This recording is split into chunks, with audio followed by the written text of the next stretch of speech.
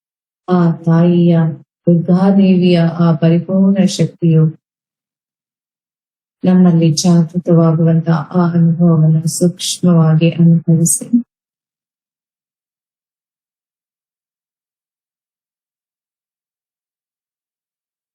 ಈಗ ಓಂ ಹ್ರೈಂ ಹ್ರೀಂ ಕ್ಲೀಂ ಚಾಮುಂಡಾಯೇ ನಮಃ ಎನ್ನುವಂತ ಮಂತ್ರ ಪಠಣವನ್ನು ಮಾಡಿ. ಓಂ ಹೈಂ ಹ್ರೀಂ ಕ್ಲೀಂ ಚಾಮುಂಡಾಯೇ ನಮಃ. ಓಂ ಹೈಂ ಹ್ರೀಂ ಕ್ಲೀಂ ಚಾಮುಂಡಾಯೇ ನಮಃ. ಓಂ ಹೈಂ ಹ್ರೀಂ ಕ್ಲೀಂ ಚಾಮುಂಡಾಯೇ ನಮಃ. ಓಂ ಹ್ರೈಂ ಹ್ರೀಂ ಕ್ಲೀಂ ಚಾಮುಂಡಾಯೇ ನಮಃ. ಓಂ ಹೈಂ ಹ್ರೀಂ ಕ್ಲೀಂ ಚಾಮುಂಡಾಯೇ ನಮಃ. ಓಂ ಹೈಂ ಹ್ರೀಂ ಕ್ಲೀಂ ಚಾಮುಂಡಾಯೇ ನಮಃ. ಓಂ ಹೈಂ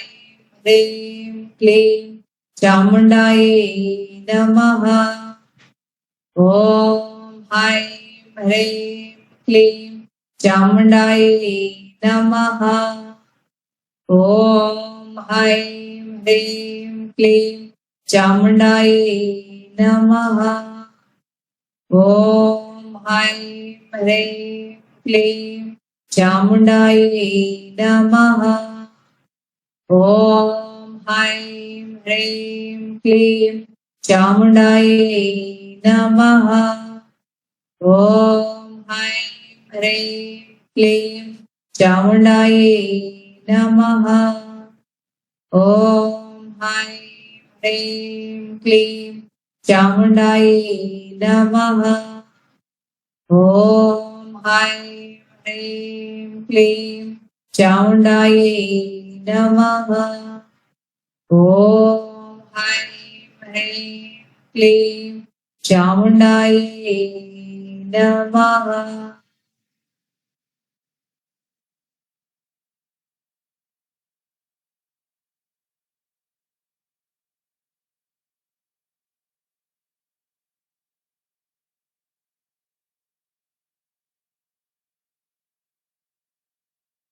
ಆ ತಾಯಿಯ ಮಹಾನ್ ಶಕ್ತಿಯು ಆವಿರ್ಭವಿಸಿದ ಸೂಕ್ಷ್ಮವಾಗಿ ಗಮನಿಸಿ.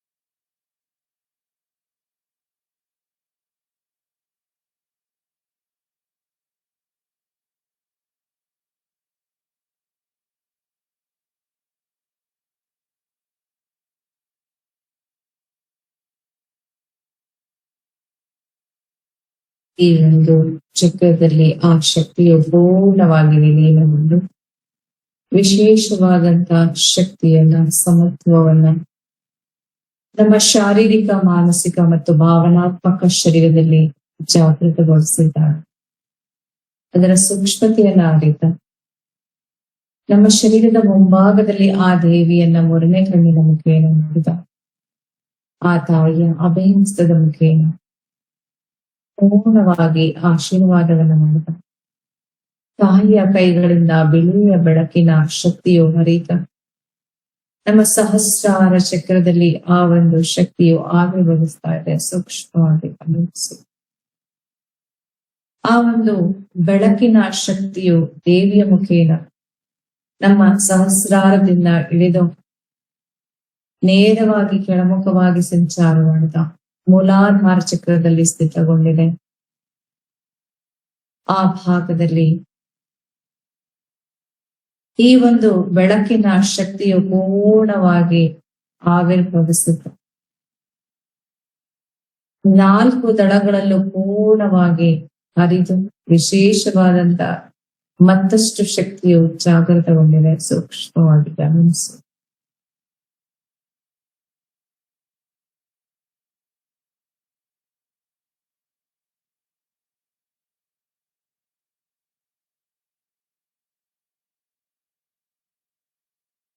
ಹಾಗೆ ಸ್ವಾಧಿಷ್ಠಾನ ಚಕ್ರದಲ್ಲಿ ಪೂರ್ಣವಾಗಿ ಬಿಳಿಯ ಬೆಳಕಿನ ಶಕ್ತಿಯು ಆವೃತಗೊಂಡು ವಿಶೇಷವಾದಂತಹ ಶಕ್ತಿಯು ಜಾಗೃತವಾಗ್ತಾ ಇದೆ. ಅದನ್ನ ಹಾಗೆ ಉಳಿಸ್ಕೊಳ್ತಾ ಹಾಗೆ ಮಣಿಪುರ ಚಕ್ರದಲ್ಲಿ ಮತ್ತಷ್ಟು ಶಕ್ತಿಯು ಪೂರ್ಣವಾಗಿ ಹರಡಿ ವಿಶೇಷವಾದಂತಹ ಶಕ್ತಿಯು ಪ್ರಾಣ ಚೈತನ್ಯದಲ್ಲಿ ವಿಲೀನವಾಗ್ತಾ ಇದೆ. ಸೂಕ್ಷ್ಮವಾಗಿ ಗಮನಿಸಿ. ಹಾಗೆ ನಮ್ಮ ಅನಾಹತ ಚಕ್ರದಲ್ಲಿ ಸೂಕ್ಷ್ಮವಾಗಿ ಗಮನಿಸಿ. ಆ ಭಾಗದಲ್ಲಿ ಈ ಬೆಳಕಿನ ಶಕ್ತಿಯು ತುಂಬ ಅಲ್ಲಿರುವಂತಹ ಎಲ್ಲ ನಕಾರಾತ್ಮಕ ಶಕ್ತಿಯನ್ನ ನಾಶ ಮಾಡ್ತಾ ವಿಶೇಷವಾದಂತಹ ಆ ಒಂದು ಪರಿಪೂರ್ಣವಾದಂತಹ ಬಾಂಧವ್ಯದ ಪ್ರೇಮಮಯ ಶಕ್ತಿಯು ಜಾಗೃತವಾಗ್ತಾ ಇದೆ. ಸೂಕ್ಷ್ಮವಾಗಿ ಗಮನಿಸಿ. ವಿಶುದ್ಧಿ ಚಕ್ರದಲ್ಲಿ ಕೇಂದ್ರೀಕೃತವಾದ ಆ ಭಾಗದಲ್ಲಿ ಸ್ಥಿತಗೊಂಡಿರುವಂತಹ ತಾಯಿಯ ಮುಖೇನ ಪೂರ್ಣವಾಗಿ ಆಶೀರ್ವಾದವನ್ನ ಪಡೆದು ಈ ಶಕ್ತಿಯು ಮತ್ತಷ್ಟು ಹರಡಿ ನಿಂತಿದೆ. ಇಲ್ಲಿರುವಂತಹ ಎಲ್ಲ ನಕಾರಾತ್ಮಕ ಅಂಶವು ಪೂರ್ಣವಾಗಿ ನಾಶ ಆಗ್ತಾ ವಿಶೇಷವಾಗಿರುವಂತಹ ಶಕ್ತಿಯು ಜಾಗೃತಗೊಂಡು ಸೂಕ್ಷ್ಮವಾಗಿ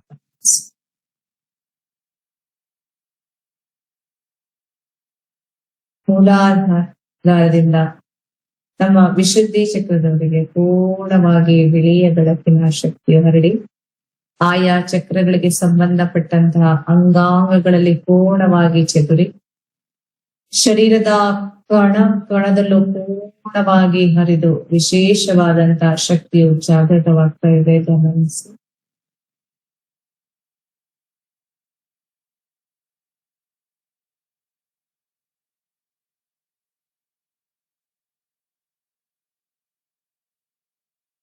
ಈ ಒಂದು ಶಕ್ತಿಯು ಇಂದಿನ ಆರಾಧನೆ ಮುಖೇನ ಕಾತ್ಯಾಯನಿ ದೇವಿಯ ಪರಿಪೂರ್ಣ ಆಶೀರ್ವಾದದ ಮುಖೇನ ಆಜ್ಞಾ ಚಕ್ರದಲ್ಲಿ ವಿಶೇಷವಾದಂತಹ ಪರಿಪೂರ್ಣತೆಯು ನಮ್ಮಲ್ಲಿ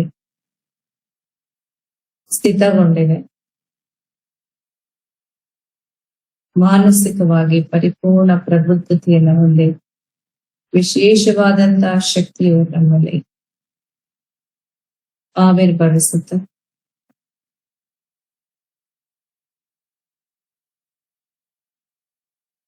ಈ ಒಂದು ಚಕ್ರದಲ್ಲಿ ಇರುವಂತಹ 2 ದಳಗಳು ಪೂರ್ಣವಾಗಿ ಅರಳಿ ಮಾನಸಿಕ ಶರೀರವನ್ನ ಮತ್ತು ಭಾವನಾತ್ಮಕ ಶರೀರವನ್ನ ಸಮತ್ವಗೊಳಿಸ್ತಾ ಇದೆ. ಸೂಕ್ಷ್ಮವಾಗಿ ಗಮನಿಸಿ. ಆ ಶಕ್ತಿಯ ಬೆಳಕು ಈ ಭಾಗದಲ್ಲಿ ತುಂಬಿ ಹರಳಿ ಪೂರ್ಣವಾಗಿ ಮತ್ತೊಮ್ಮೆ ಶರೀರದ ಎಲ್ಲ ಕಣದಲ್ಲೂ ಜಾಗೃತವಾಗ್ತಾ ಇದೆ. ಗಮನಿಸಿ. ಹಾಗೆ ಅದನ್ನ ಉಳಿಸ್ಕೊಳ್ತಾ ಸಹಸ್ರಾರ ಚಕ್ರದಲ್ಲಿ ಇರುವಂತಹ 1000 ದಳಗಳು ಅರಳಿ ನಿಂತಿದೆ. ಅದರ ಒಂದೊಂದು ದಳದಲ್ಲೂ ಪೂರ್ಣವಾಗಿ ಶಕ್ತಿಯ ಬೆಳಕು ಆವಿರ್ಭವಿಸಿ ಆ ತಾಯಿಯ ಒಂದು ಆಶೀರ್ವಾದವಿರುವಂತಹ ಈ ಶಕ್ತಿಯು ನಮ್ಮಲ್ಲಿ ಜಾಗೃತಗೊಳ್ತಾ ನಮ್ಮ ಒಂದು ಆಧ್ಯಾತ್ಮಿಕ ಪ್ರಯಾಣವನ್ನು ಪೂರ್ಣ ಭಾವದಿಂದ ಶಕ್ತಿಯ ಭಾವದಿಂದ ಮುಂದುವರಿಸಲು ಹಾದಿಯು ಸುಗಮವಾಗಿದೆ. ಈ ಒಂದು ಮಹಾನ್ ಶಕ್ತಿಯನ್ನ ಹಾಗೆ ಉಳಿಸ್ಕೊಳ್ತಾ ನಮ್ಮ ಶರೀರದ ಸುತ್ತಲೂ ಕೂಡ ಈ ಬೆಳಕಿನ ಶಕ್ತಿಯು ಆವರಿಸಿ ವಿಶೇಷವಾದಂತಹ ಶಾರೀರಿಕ ಮಾನಸಿಕ ಬಲವನ್ನ ಇಮ್ಮಡಿಗೊಳಿಸಿದೆ. ಸೂಕ್ಷ್ಮವಾಗಿ ಗಮನಿಸಿ.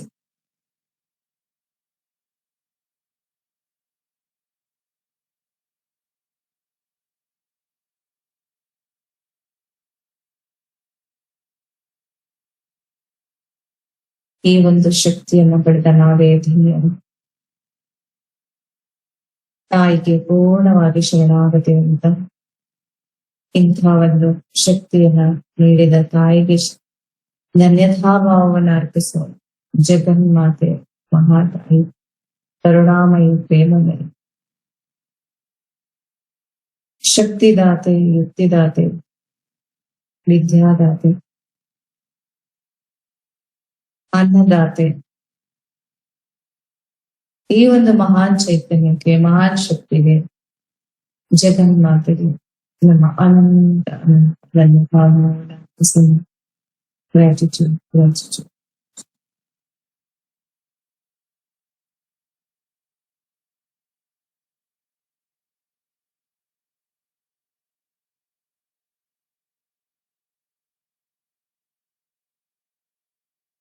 ಈ ಭಾವನೆಯೊಂದಿಗೆ ಈ ಎಲ್ಲ ಶಕ್ತಿಯನ್ನ ಶರೀರದಲ್ಲಿ ಸ್ಥಿರಗೊಳಿಸ್ತಾ ಅಂತರಾಳದಲ್ಲಿ ಆಳವಾಗಿ ಇಳಿದಿರುವಂತ ಸುಮೇಚ್ಛಗೊಳಿಸ್ತಾ ನಿಧಾನವಾಗಿ ಹೊರಬನ್ನಿ.